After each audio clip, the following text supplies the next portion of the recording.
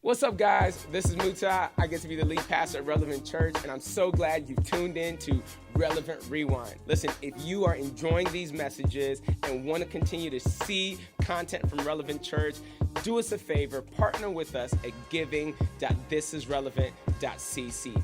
Your gifts allow us to create content that deliver the gospel in our community, our region, and our world. Go ahead and partner with us as a digital missionary.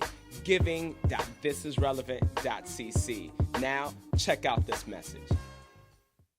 Hey, what's up, guys? Welcome home. My name is Muta, and I get to be the lead pastor at Relevant Church. And if this is your first time encountering relevant content, we'd just love to say welcome home. Relevant Church is a church that really wants to do one thing and one thing well. We want to help everybody around us discover that Jesus is relevant. And because Jesus is relevant, we want to create an atmosphere where people learn to passionately follow Jesus, love across boundaries, and then go out and make a tangible difference in their community, region, and world. And again, thank you so much for joining us online. Do me a favor, let us know where you're watching from. Drop your location in the comments. Don't worry, we're not going to stalk you. We're not weird like that. But just let us know where you're watching from. We would love to know and shout you out. Hey, also do me another favor. Just one more thing. Could you share this content? Hey, let other people lean into what God is doing in and through this message so that they can encounter the life-giving message of the gospel as well too. So let's pray real quick before we get into this message.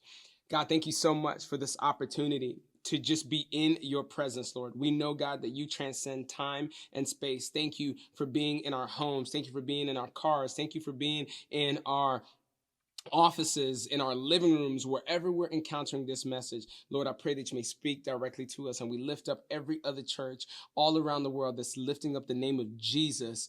Bless them, Lord. Give them just a life-giving message that is just going to encounter people in incredible ways. In Jesus' name we pray. Amen. Hey, check it out. If you have your Bible, hopefully you have your Bible with you. If you're at home, I'd encourage you to open it up, turn it on, and scroll to or flip to John chapter 5. We're going to be in John chapter 5 this morning. And as we go there, as you get to John chapter 5, I want to tell you a little bit about me. So I've had the opportunity to work for some really cool organizations. I've also had the opportunity to own my own business. I had the opportunity to attend seminary, and also really I was able to graduate a couple of college programs with honors. But what some of you may not know is that I am a high school dropout. I am a high school dropout. In fact, I remember failing my GED. Listen, my grade school career was riddled with misfortune. In about fifth grade, I encountered something I'd never experienced before. I encountered racism. I got called the N-word for the very first time, and I had no clue how to deal with it. And that's hard to deal with as a kid. And it got worse as I got older. When I got to the 8th grade, I remember my teacher telling me that, Muta, you're black. You're never going to go far in life. I don't even know why you try so hard. You're going to end up dead in jail or on drugs. I mean, by the time I got into the 9th grade, I was hopeless. I felt worthless. I felt unloved, rejected, and I felt like my future was crippled. And you know what I did? I gave up. So I dropped out. And this started a trajectory. I had an excuse for every single failure that I had. It was always somebody else's fault. I always had an excuse of why I couldn't accomplish something. I then went ahead and dropped out of college the first time I went in. I went ahead and quit jobs and quit everything that I was doing, quit relationships early, prematurely, because it was always somebody else's fault. And some of us are in the same boat. We make excuses because of the loss of the job. We get mad and say it's somebody else's fault because the relationship is not going the way I want it to go. We blame everybody else for getting in trouble financially or getting in trouble in whatever situation that we're in. It's always somebody else's fault. And I remember in college, a really good friend of mine, I'm going to shout him out, Grantley Grant. This guy was like a big brother to me on campus. And he pulled me aside one day and he said, Muta, I got to tell you something. You may not get it now, but hopefully you'll get it as you grow older, as you get into your future. He said, excuses are the patches that we use to mend our garments of failure. Excuses are the patches that we use to mend our garments of failure. And honestly, this reminds me of an encounter that Jesus had with a guy filled with excuses. You know, at first, when you see this guy's story, when you encounter this guy's stories, it seems legit. It feels as if he is merited for every excuse that he has is merited. But if you go a little deeper, you realize that these excuses were coming from deep brokenness. These excuses were coming from a place that had gone dead in his life. We find this in John chapter 5. And beginning in verse 1, it says this. After this, there was a feast of the Jews, and Jesus went up to Jerusalem. After this, it just means an indefinite time. This period of time, Jesus had been healing and doing all types of miracles. And so after this, after time of Jesus beginning his ministry, he enters Jerusalem because there's a feast taking place. Now, Jerusalem was where the major temple of the Jews were. It was the big city of the day. It was the center of faith and prosperity, and it was a center of pilgrimage where people came and gathered together in these yearly feasts or these bi-yearly feasts where people came from all over the world to come and pray and come and celebrate what God was doing. And because there's this feast and bringing people into town, you know that it's a town that's capitalizing on that. So there was industry, there was commerce, there was business booming in this region. And I love Jesus. I'll tell you why I love Jesus, because Jesus is where the party was at. He's like, what? We feasting in Jerusalem? I'm there. I would have been with Jesus, like, Jesus, come on, let's go. Wherever church people at, there's always food. Let me just tell you that. At Relevant Church, we're known for that. Listen, you're going to eat good and you're going to have fun at Relevant Church whenever we gather. And Jesus goes to this place for this feast. In verse 2, it says this, now, there is in Jerusalem by the sheep gate a pool, in Aramaic called Bethesda. In other translation, maybe it's called Bethsaida, which has 5 roof colonnades. In these lay a multitude of invalids, people who were sick, people who were blind, lame, and paralyzed. Bethesda was also called the house of mercy. That's what it meant. And it was evidence to be a place where there were these sacred healing sanctuaries and pools that now have been discovered in Jerusalem's old city. Specifically, this pool was surrounded by these colonnades, these walkways that had columns. They were supported by columns, and sometimes they were covered and sometimes they were uncovered, but these specific ones were covered, and that's where people who were sick, people who had all types of infirmities gathered. There was a legend in this town that an angel would show up from time to time. And he would stir the water. They would stir the pools. And if you were sick, if you were maimed, if you had physical incapabilities, you had to be the first one to get into the pool. Because once you got into the pool, if you were the first one to get into the pool, you would be healed. And I see that in so much in our society and life. Everybody's looking for the get rich quick scheme. Everybody's looking for the quick weight loss scheme. Everybody's looking for the quick hair growth scheme. And everybody wants to be the first one to discover the thing that's going to make me big, that's going to make me rich, that's going to make me overcome the situation that I'm in. But the first lesson that we learn in this message is stop believing the legends about the quick fixes. Stop believing the legends about the quick fixes. It goes on in verse 5. It says one man was there who had been an invalid. He was sick for 38 years. In fact, I love the way this other translation puts it. It says one man was laying there who had been sick for 38 years. He was sick. He had a debilitating condition. He had something that was ailing him for the past 38 years. And the interesting thing is that it doesn't say that this was from birth. So we don't know whether he got it when he was 5 or when he was 25. But the fact of the matter is he had been sitting in this place. He had been sitting by this pool, expecting a blessing, expecting a healing, expecting to be one of the first to go into the pool for 38 years. And if you know anything about this time of day, this era of life, is 38 years was longer than most people stayed alive. So he had seen people grow up. He had seen people apparently healed because he stayed there. He had seen people find their breakthrough. And he, by this point, had probably accepted his fate in life. He never had the chance to get in. He never received his breakthrough, and all he had to do is see people around him winning. I'm pretty sure he looked all over Jerusalem as he could see people coming in for the pilgrimage, for the feast, and they're walking in with their families. Maybe he never had the opportunity to have a family. People were coming in, riding on their donkeys and having all types of property, and he never owned an animal. He never had property.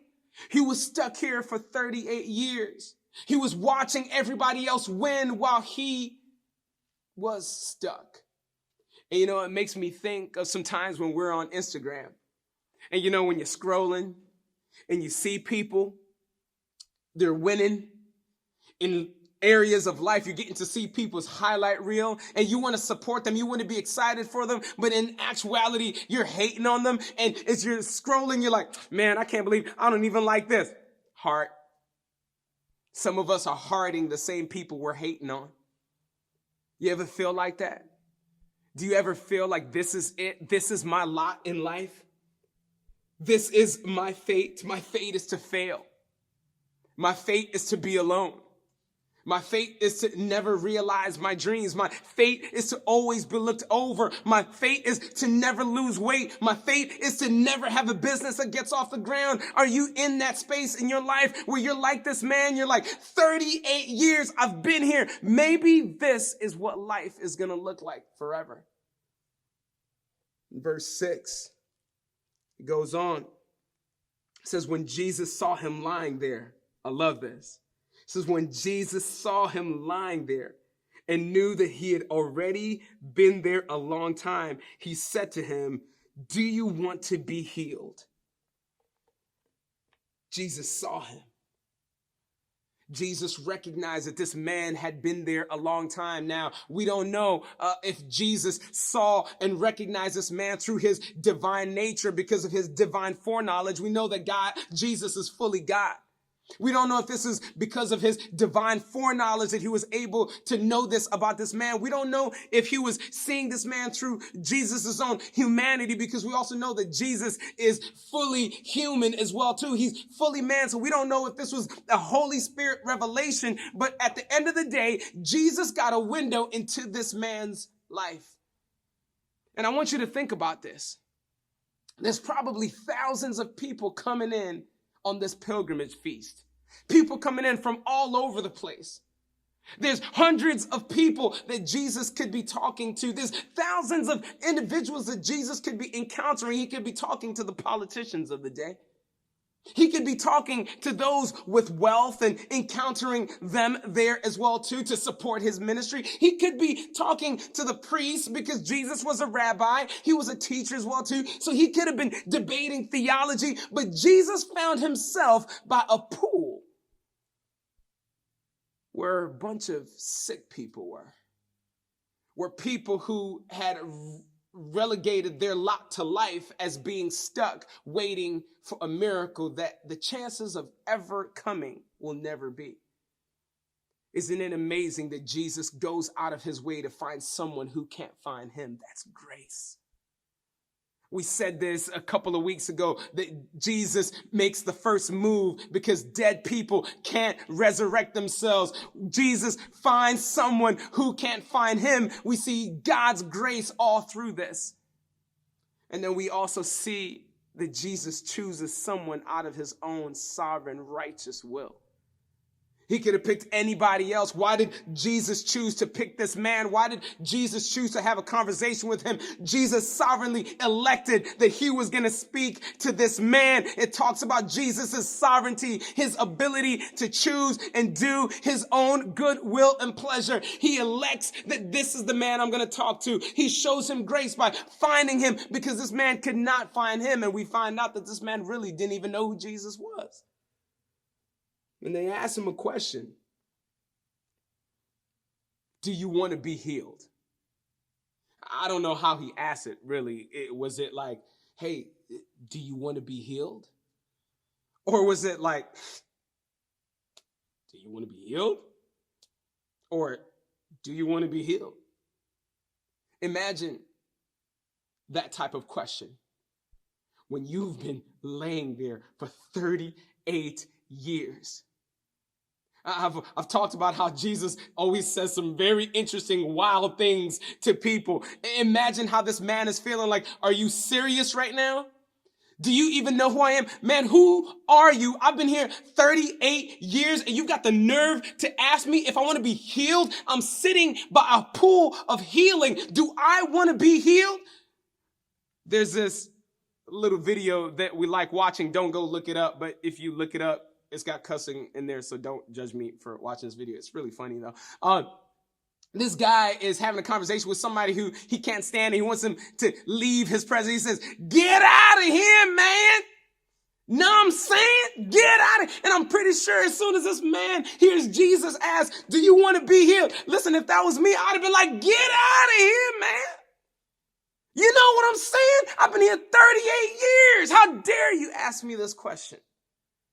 Imagine everybody around laughing. Does he want to be healed? Can you see this guy? This guy's been here 38 years. Imagine how embarrassing that statement was. Do you want to be here? Like, listen, dude, get out of my face. You're wasting my time. Imagine what everybody else is saying. Man, we've seen this guy here for the last 20 years.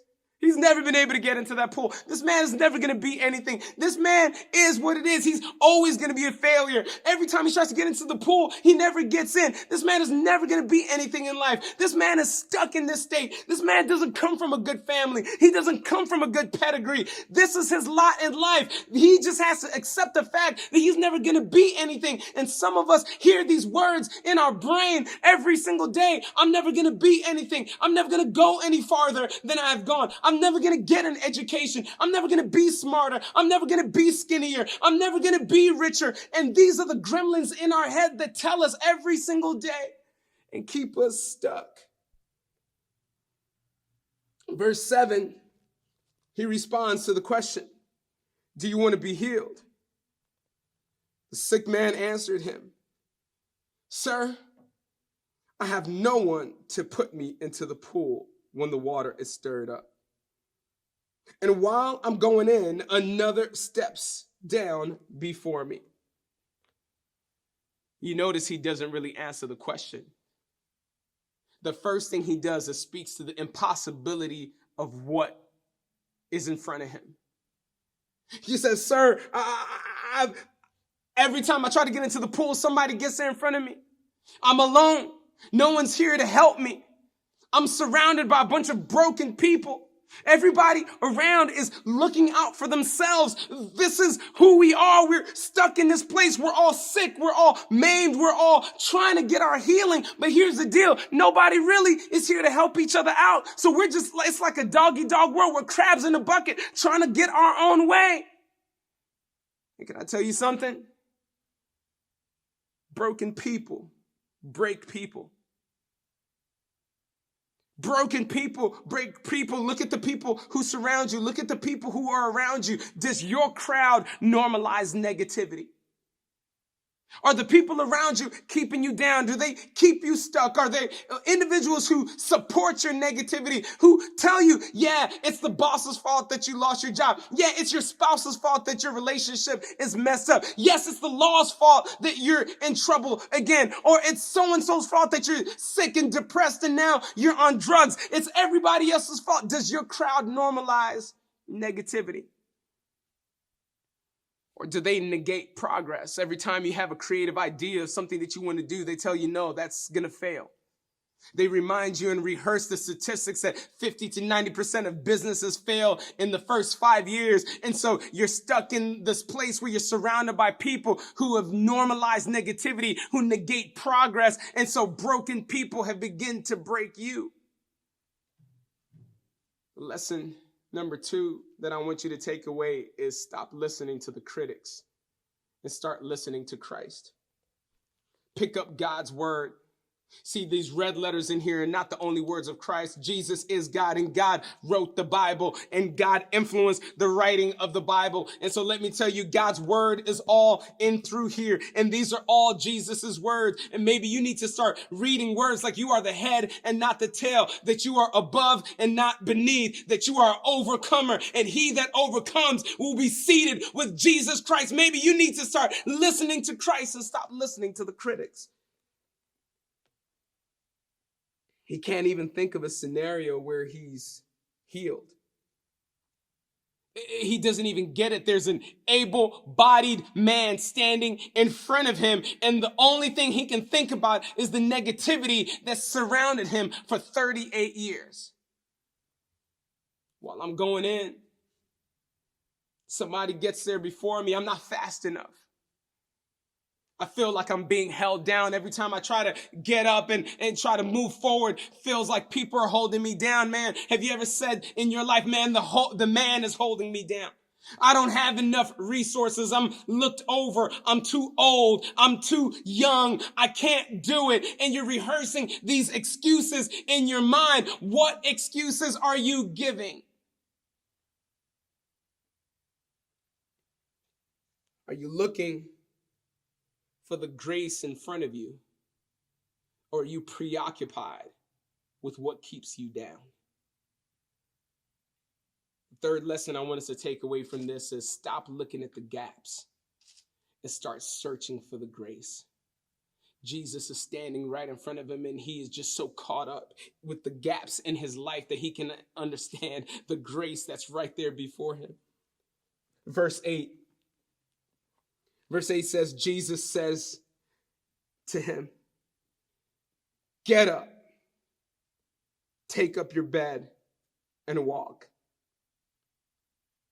Get up, take up your bed and walk. Get up, get up, get up.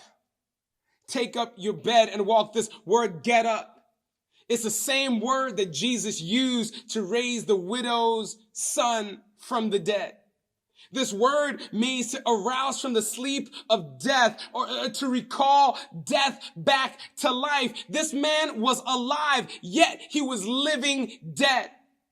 That's some of us. We're walking around. We're zombies. Over the last few years, there's been this fascination of zombie apocalypse movies. And here's the reality is most of us are walking around dead. We look alive, but yet we're dead inside. We're living with the dead dream. We're living with dead hopes. We're living with dead passions. We're living with dead marriages. We're living with dead ideas. We're living with dead careers, and we're living with dead faith.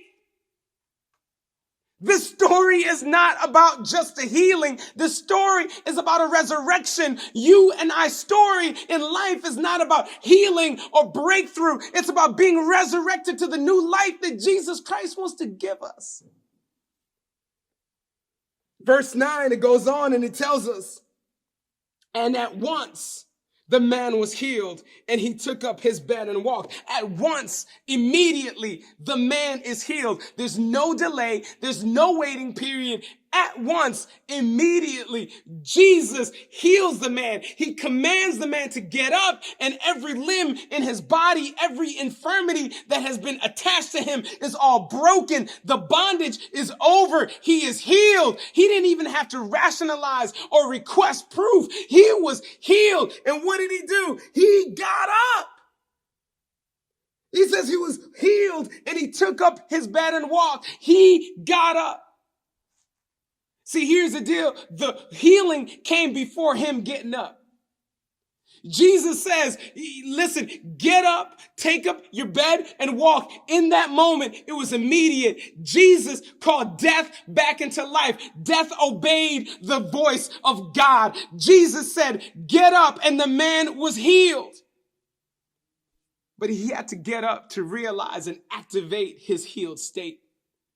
And some of us have been healed already, yet we have yet to get up and activate our healed state. 38 years of a state of death, he got up to new life. 38 years of pain, and he got up with power. 38 years of bondage, and he got up to freedom. And this is what I want to tell you today. You have to get up to get free. If you want to get free, you've got to get up. So I don't care if you're in your living room. I don't care if you're in a restroom right now. I don't care if you're driving your car. Pull over to the side. Get out and get up, because when you get up, you're making a declaration that I am getting free. No longer am I going to get stuck in bondage. No longer am I going to stuck in pain. No longer am I going to stuck in worry. No longer am I going to be stuck in fear. I'm going to get up and get free.